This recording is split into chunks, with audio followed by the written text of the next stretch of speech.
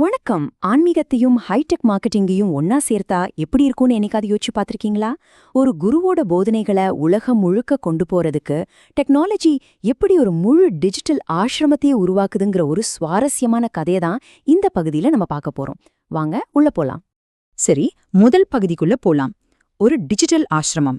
இது வெறும் ஒரு ஆன்லைன் கம்யூனிட்டி மட்டும் கிடையாதுங்க. இது ஞானத்தை பகிர்ந்துக்கிறதுக்கான ஒரு புதுமையான வழி. இதுதாங்க இந்த மொத்த விஷயத்தோட மையப்புள்ளி. நேர்ல சந்திச்சு பேசி பழகுற அந்த அனுபவத்தை இந்த டிஜிட்டல் உலகத்துல எப்படி கொண்டு வர்றது? ஒரு குருவுக்கும் சீடலுக்கும் நடுவுல இருக்கிற அந்த ஆழமான பந்தத்தை ஆன்லைன்ல எப்படி வளர்க்கிறது? இந்த கேள்விகளுக்கு தான் நாம இப்ப பதில் தேட போறோம். இந்த கேள்விக்கு ஒரு பதில் கிடைக்குது. அதுதான் ஃபனல்ஸ்டன்கிற ஒரு சாஃப்ட்வேர். ஒரு குருவோட போதனைகளை எல்லாம் எப்படி ஒரு முறையான பாடத்திட்டமா மாத்தி சரியான மாணவர்கள் கிட்ட கொண்டு சேர்க்கலாங்கிறதுட்டு இது ஒரு அருமையான கருவின்னு இந்த கோட் சொல்லுது. அடுத்ததா நம்ம பார்க்க போறது ஆல் இன் ஒன் தத்துவம். சரி, இந்த மாதிரி ஒரு டூல் நிஜமா என்ன பிரச்சனையை தான் தீர்க்குது? இது வெறும் ஆன்மீகத்துக்கு மட்டும் இல்ல, எந்த ஒரு ஆன்லைன் பிசினஸ் பண்றவங்களுக்கும் இது ஒரு முக்கியமான கேள்வி. இப்போ இந்த ஸ்லைட பாருங்க. இதுல ஒரு சூப்பரான விஷயம் இருக்கு. இது நிறைய தொழில் முனைவோர்கள் சந்திக்கிற ஒரு பொதுவான கடுப்பை அழகா காட்டுது. அதாவது இமெயிலுக்கு ஒரு சாஃப்ட்வேர், வெப்சைட்க்கு ஒன்னு, பேமெண்ட்க்கு இன்னொன்னு, இப்படி தனித்தனியா இருக்கிற பல விஷயங்களை ஒரு டக்டேப் போட்டு ஒட்டுற மாதிரி ஒட்டி வச்சு ஓட்டுறது எவ்வளோ கஷ்டம்னு இது காட்டுது. இதுக்கு ஒரு தீர்வு வேணும் இல்லையா? அதுதான் இந்த ஆல் இன் ஒன் பிளாட்ஃபார்ம். ஒரு பிசினஸையோ இல்ல ஒரு கம்யூனிட்டியோ வளர்க்க தேவையான மார்க்கெட்டிங், சேல்ஸ்னு எல்லா கருவிகளும் ஒரே இடத்துல கிடைக்கிறதா இதோட ஸ்பெஷாலிட்டி.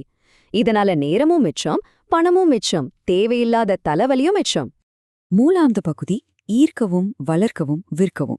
இந்த ஆல் இன் ஒன் ஐடியாவே ரொம்ப சிம்பிளான ஆனா பவர்ஃபுல்லான ஒரு 3 ஸ்டெப் ஃப்ரேம் ஒர்க்ல தான் இருக்கு. இந்த ஸ்லைடு அந்த மொத்த பயணத்தையும் அவ்வளோ அழகா காட்டுது பாருங்க. முதல் ஸ்டெப் ஈர்க்கவும், அதாவது புதுசா வர்றவங்கள நம்ம உலகத்துக்குள்ள கொண்டு வர்றது. ரெண்டாவது வளர்க்கவும், அவங்க கூட ஒரு ரிலேஷன்ஷிப்பை பில்ட் பண்ணி நம்பிக்கையை உருவாக்குறது. கடைசியா விற்கவும், அவங்க நம்ம வாடிக்கையாளரா மாறுற அந்த தருணம். சரி, அந்த முதல் ஸ்டெப்பான ஈர்க்கிறது அப்படின்னா என்னன்னு கொஞ்சம் டீட்டெயிலா பாப்போமா? இது ஒரு வலை வீசுற மாதிரி தாங்க. உங்க பார்வையாளர்கள் உங்களோட கனெக்ட் ஆகுறதுக்கு நீங்க நிறைய வழிகளை உருவாக்கணும். அது ஒரு வெப்சைட் பேஜா இருக்கலாம், ஒரு ஃபார்மா இருக்கலாம், இல்ல ஒரு அப்பாயின்மெண்ட் புக் பண்றதா கூட இருக்கலாம்.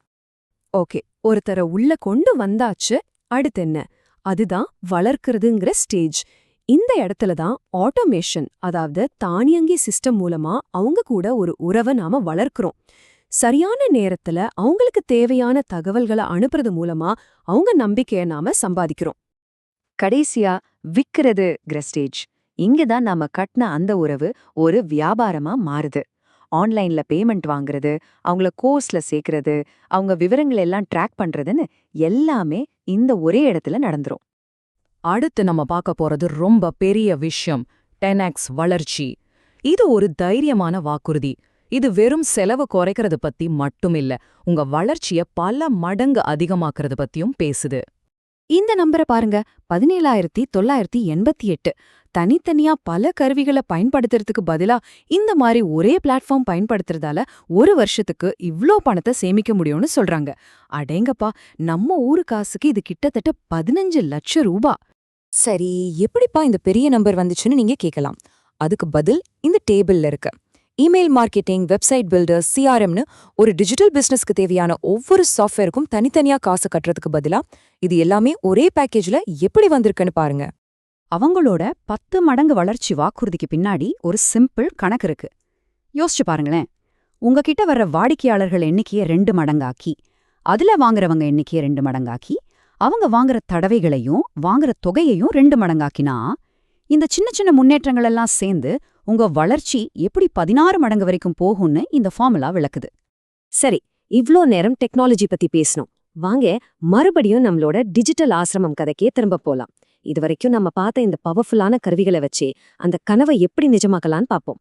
இது வெறும் டெக்னாலஜியை பத்தினது மட்டும் இல்லைங்க. ஒரு குருவோட போதனைகளை உலகத்துல இருக்கிற பல்லாயிரக்கணக்கான மாணவர்களோட இணைக்கிற ஒரு பாலத்தை பத்தினது. இந்த டெக்னாலஜி அந்த பார்வையை நிஜமாக்குற ஒரு கருவி, அவ்வளோதான்.